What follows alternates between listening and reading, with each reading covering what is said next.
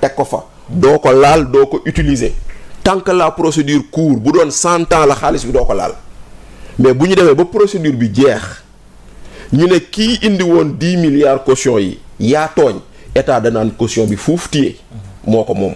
acte boobu du recouvrement. déedéet foofu lay doon recouvrement tant que la procédure est en cours c'est pas un recouvrement état moomu ko moo tax dañ koy dénk ku CDC maintenant la CDC il peut avoir des mécanismes à part desquels il peut fructifier sur cet argent mais bis bu ko boroom soxlaa dafa koy delloo. maintenant bu ñu nee nag yow mii ñoo joxe woon 10 milliards yi defoo dara dañ la koy delloo kon lu ñuy delloo yaa ko recouvrer donc les mots ont leur sens c'est-à-dire que quand on dit recouvrement ça donne l'impression que jot nañu récupérer 15 milliards loolu laa lay wax ni c'est faux il y a pas eu de recouvrement il y a juste des gens qui ont cautionné et la loi le leur permet maintenant ce cautionnement ou des saisies de compte ak yooyu la loi le permet également aujourd'hui Lat Diop a fait l'objet d'une saisie de compte donc lu nekk ci compte am mënu am accès foofu noonu maintenant loolu noonu c'est des situations yoo xam ne c'est prévu par la loi mais bu ñu demee ba ne Lat Diop defoo dara dañ koy delloo xaalisam de bu cautionné woon dañ ko koy delloo Farba Ngom bu indi woon 500 milliards caution bu ñu demee ne defoo dara dañ ko koy delloo donc aujourd'hui ce qu'on a saisi c'est pas quelque chose boo xam ne ça rentre dans les poches de l'État ba État mun ko ci jël tabax ci oto wala tabax ci tali kon c'est pas du recouvrement. ok voilà. jërëjëf ma dellu ci Thioune laata ñuy jàll ci yeneen sujet ñuy xaar mu mel ni y a des anciens ministres visés ci mbirum scandale Covid bi te ñu war leen traduire ci kanam haute cour de justice bi procédure bi naka la nar a tëddee est-ce que tey jii nii buñ leen yóbboo ci kanam yoon ndax dina mën a am mucc par rapport ak seen situation ci wàllu dépense wala wàllu koppar yi nga xamante ni moom moo nekk en jeu. waaw xam nga si man Bassirou indiwaat na kaw Farba bi ak taw Sarr bi. mais xam nga neen cautionné ne. waaw mais taxul ñu may leen liberté provisoire. waaw lu ñu war a comprendre mooy. la caution est une garantie financière mais n'est pas un droit automatique à la liberté provisoire. Oui. C'est ça la vérité. Je suis d'accord. Alors donc le juge s'il juge nécessaire de rejeter la caution et de les maintenir en prison. loolu sëf moom moo ko mën a am moo ko mën a expliquer. ça c'est un pouvoir discrétionnaire du juge. D'accord. Donc il a des éléments qui justifient le pourquoi. Donc li nga wax sànq ci ministre yooyu xam nga président le procureur général da wax na la ko nee na la seule l'Assemblée nationale moo ñu mën jàppale bu ñu mën a comparaître ci la commission de la cour d'appel. Tu me permets une chose grave. Allez-y. Moi j'ai juste voulu montrer le double langage à ce niveau parce que ici si le procureur ne s'oppose pas au cautionnement, le cautionnement est accepté. Là-bas le procureur s'oppose. Donc quand le procureur dit je privilégie le recouvrement, moi je lui dis recouvrer 125 milliards a plus d'impact que recouvrer 250 millions.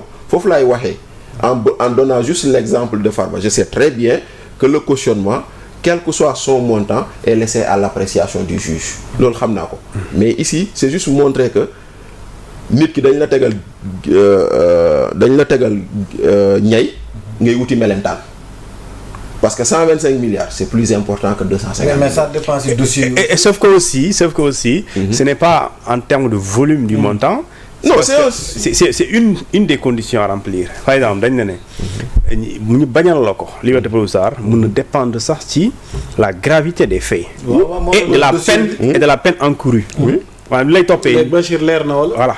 Non mais dafa mës a leer. Mais aujourd'hui tey jii nii détourne on est dans le dossier du. lan nga mënta. Non on est ci c'est pas question de digérer ou non c'est pas là. Je parle xam nga des fois aussi vous parlez comme si les gens digéraient mooy ce qui est amer. Non c'est pas ça. C'est simplement que je dis le procureur qui nous dit qu'il veut privilégier le recouvrement. Le procureur est en contradiction avec sa démarche d'hier. Parce que si tu privilégies le recouvrement, nit bu la indilee 125 milliards ou 400 milliards de cautionnement da nga koy téye parce que dès que tu cautionnes cet argent il peut plus avoir accès à cet argent. Mais yow tu refuses de prendre 400 milliards de cautionnement pour aller prendre 250 millions de caution.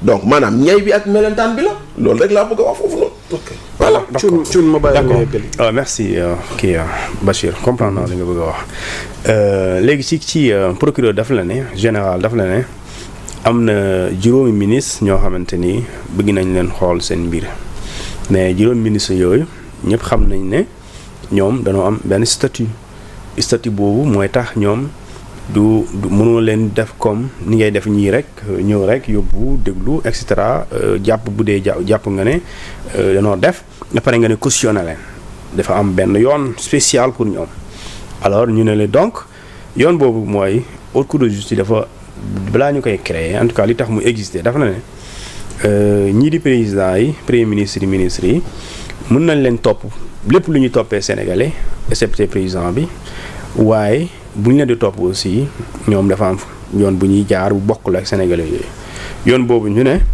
ministre bi da ngay def lu ñuy tuddee une résolution de mise en accusation te foofu fenn rek li mun amee muy assemblée nationale et ces résolutions de mise en accusation mu am condition constitution daal di ko teg ne la 3/5 du nombre de députés ñu dem ba évaluer ko 99 des députés donc loolu su amee condition bi jeex na donc si c'est député de l'assemblée jàpp na ne gars yi diw ak diw lu ñu indil ci fait ñun mën nañu sukkandiku ba voter résolution bi muy la résolution de mise en accusation en tout cas loi bi dafa ne article 18 et 17 et 19 20 18 bi ba pare daf ne bu ñu defee mise en accusation bu ñu voter la résolution à l'Assemblée nationale cette résolution est remise sans délai. Sans délai. C'est-à-dire que soo ko voté tey. ci saa si amul xaar bi suba. boo amul essence jàppal na nga war a dem jënd essence yóbbu ko. waaw léegi soo paree sans délai nga jox ko président de la haute cour de justice et le procureur général plutôt d'accord le procureur général nga koy jox et le procureur général daal di ko jox le président de la haute cour de justice et le président de la commission d'instruction bi nga xamante ni moom cour d'appel la nekk et ñu ne sans délai aussi le président de la commission d'instruction bi nekk cour d'appel dañuy dajaloo mais ñu ne la foofu li ngeen war a différencier mooy ñu xam nañ ne haute cour de justice am na ñaari aspect politique ak judiciaire waaye politique bi moom assemblée la yem soo leen defee résolution bi ñun ñooy def la mise en accusation ñoo koy voté ñu ne la article 18 les députés membres de la haute cour de justice ne prennent part ni au débat ni au vote de la mise en accusation. Exactement. Donc pour confondre vote de la mise en accusation et la résolution de la mise en accusation c'est pas la même chose. Résolution bi député yi ñoo koy def mais la mise en accusation ce sont des magistrats. amul kenn ku leen rax. maanaam bu doon fii lañ nekk benn politicien dafa dugg. te les politiciens n'interviennent qu'au jugement. voilà biñ fi dugg. donc durant toute la phase d'instruction ils sont out. voilà loolu la. waaw léegi ñoo loolu pare suñu voté ba ñu jàpp ne lii taxaw na mën nañ ko toppee ñu ne dañuy informer les mises en cause maanaam ces ministres là informer leen pour ñu préparer seen défense ñu ne indil sa avocat soo bëggulee nga indi yow nga ñëw boo mënulee indi sa avocat. ñu wutal la avocat nga indi nga ut kenn ku la défendre. soo ko indiwulee ñun dañ lay indil. dans tous les cas di nga indi ku la défendre. wala dina am ku la défendre. dinañ la ko may. waaw soo indiwulee ñu indil la soo indiwulee. di nga indi. voilà yaa xam soo indee xayrul waaye boo indiwul tamit dinañ indi la waaw boo indiwul di nga ko fi fekk. waaw di nga ko fi fekk voilà loolu gën a wóor boo indiwul di nga ko fi fekk. loolu ñoom ñooy tànn avocat bi inscrit ci barreau bi ñu indi la ko loolu moom parce que dafa am lu ñu bëgg parce que mbir bi dafa contraignant suñ la daanee amul appel. su dee 10 ans la même bu ñu juumee loolu la. amul dellu gaaw amul arrière amul appel. dégg nga loolu moo tax léegi puisque dafa am dafa sacré droit wu jàmbur xanaa doo rek ñëw rek tax ñëw rek jàpp tëj 5 ans c'est fini nga tëdd 5 ans déedéet léegi nag dañ lay may nga défendre léegi nag loolu su paree ñu wax la tous les faits yi nga xam ne moom lañ di reprocher comme ni ko parce que pour résolution bi dagan dañ ko ne ñun yow assemblée balaa nga ñuy indil mbir fexeel ba yow indil ñu turi nit yi seeni fonction ak sommairement nga énoncé loo ni toppee sommairement bu fi babaarde waaye tënk ko nga wax léegi ñun bu ñëwee ñu comprendre te loolu justice moo loo gën a xam parce que justice mais beneen bi aussi yokku si nii waaw si par exemple dans les faits yooyu toppee nit ki c'est par exemple du détournement de deniers publics la mise en accusation porte sur une résolution portant détournement de deniers publics. Exemple. Les faits. Ñu dem à la commission d'instruction et que l'instruction se rend compte que ce n'est pas du détournement de deniers publics mais c'est de l'escroquerie aux deniers publics. xam nga foofu lan la yoon wax. dañuy delluwaat assemblée. pour viser la bonne infraction. dañuy delluwaat assemblée c'est-à-dire que le pouvoir de qualification, de requalification et de disqualification du juge d'instruction dans des faits correctionnels ou criminels fii du fi am. Bachir mu gën a simple mu gën a simple. comme nous sommes en direct te Sénégalais dañuy suivre. dañuy dégg haute cour de justice. te dafa bëri ay sew-sew yi ci nekk. xam nga du niñ ko waxee. noonu la yombee. c'est-à-dire te buñ ko tàmbalee tamit procédure bi ku ne xam na temps gi mu mën a jël. ak moyens yi ci nar a mobiliser. alors qu'est-ce qu'il faut comprendre. c'est-à-dire ce qu'il faut comprendre pour compléter li Pape Demba doon wax. bu ñu tollee ci phase instruction. fekk maanaam nee nañu par exemple Bachir Fofana. jàpp nañ ni dafa luubal alal réew mi. luubal alal réew mi waxtu wi nee nañ 5 ministères lañ ciblé. ni ñoom seen responsabilité. voilà léegi nag ñooñu ñu ciblé noonu. par exemple ça dépend de ban infraction lañ leen di toppee. ñu ngi jëm ci scandale Covid bi. non du loolu du scandale loolu du infraction.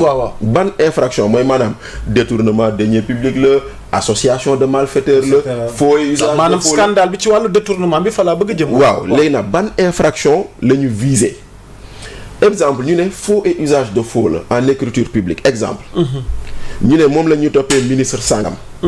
parce que ministre bi gis nañ ni am na ay signature yoo xam ne dañ ko falsifié machin et cetera. bu ñu demee ba ñu enquête juge boobu de juge d'instruction bi di enquête te il faut le dire c'est le président de la cour d'appel qui est le président de la commission d'instruction. cour d'appel. ki fa nekk président. mooy président commission d'instruction haute cour de justice. maintenant moom bu doon da doon topp nit ci escroquerie xam nga faux usage de faux en écriture publique. mu dem ba ci biir mu enquête ba ci cëppaandaw ga mu gis ni ci faux usage de faux boobu noonu mënuñu ko see topp waaye mën nañ ko toppee détournement de deniers publics wala mën nañ ko toppee association de malfaiteurs xam nga délit visé bi. ak délit bii nga xam ne moom la enquête bi wane dafa wuute. dans ce cadre loi dafa ne da ngay taxaw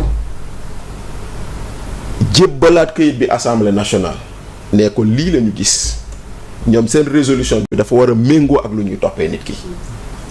je sais pas yaa ngi ndax ñu ngi may comprendre. donc c'est pour dire que. pour compléter fi cuun tonn.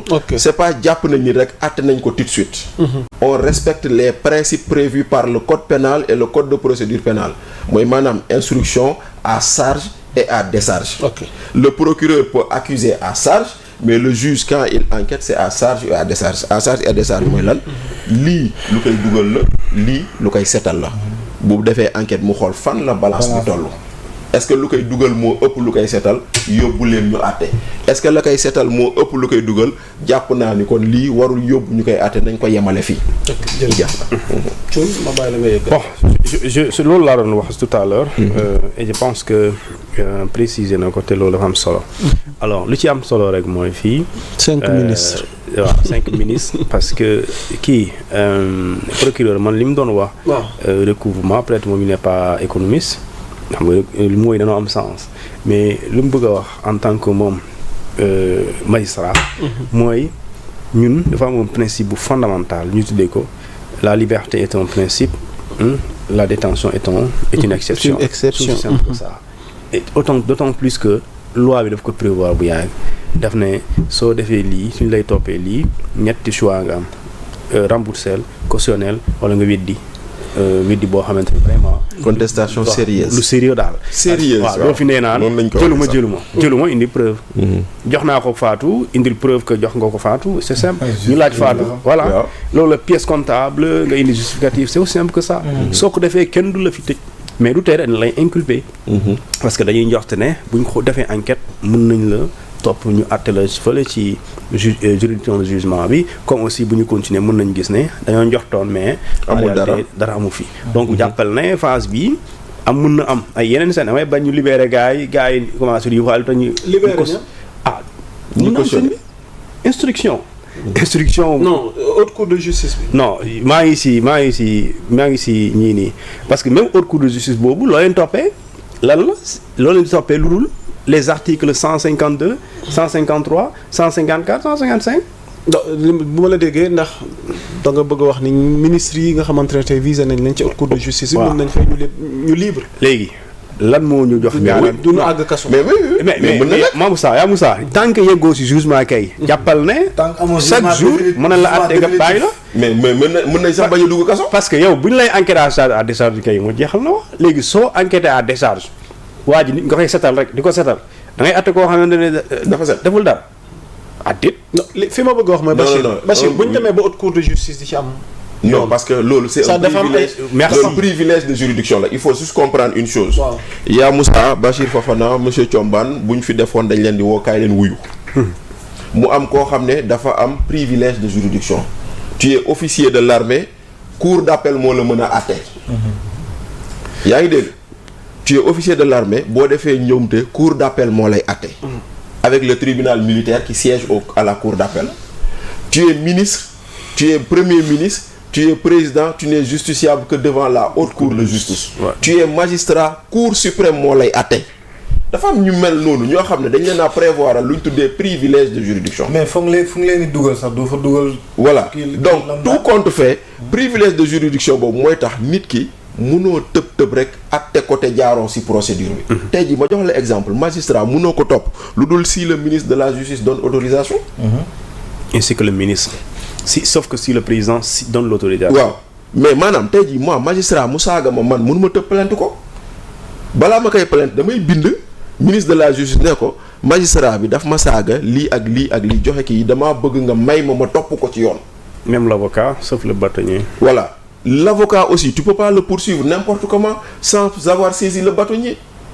donc yooyu yëpp ay privilèges la yoo xam ne am na ñu ko am ci sunu administration ci sunu corps socio-professionnel donc loolu rek ngay comprendre fii nii maintenant ce privilège là ça ne vous donne pas disons en termes de procédure dara wutalewu ko ak Bachir ak foofu. voilà on applique le même code de procédure pénale on applique avec les mêmes dispositions et le même code pénal avec les mêmes sanctions. Merci donc ça veut dire quoi aujourd'hui si quelqu'un est attrait à la haute cour de justice mu ñëw ñu ne ko ñu ngi lay toppee lii il y a des contestations sérieuses comme il dit. Si le juge estime que les contestations sont sérieuses le juge peut lui décerner un contrôle judiciaire mu dem toog di xaar enquête comme keneen nu mu koy xaaree ci yeneen di kii rien ne peut être exclu donc ça ne veut pas dire que haute cour de justice égale mise en prison automatique.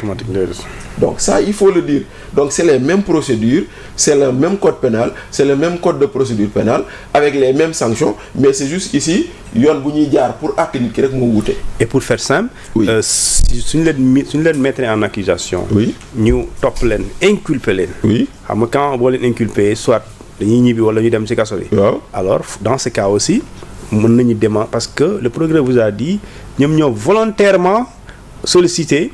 pour ñu appliquer l'article 140. ñoom aussi suñu saisi seen avocat bu ñu leen waxee ne dama bëgg ñu appliquer article 140. pour man dañ koy nangu bu boobaa boo toppee nit ki 10 millions bu cautionné 10 millions day tëdd këram. léegi nag le juge d'instruction aussi peut s'opposer peut refuser et le procureur refuse. jàppee ne. li ñu tuddee les faits sont aussi graves. mën na nekk raison mën na la déedéet. indi nga waaye bëgguma.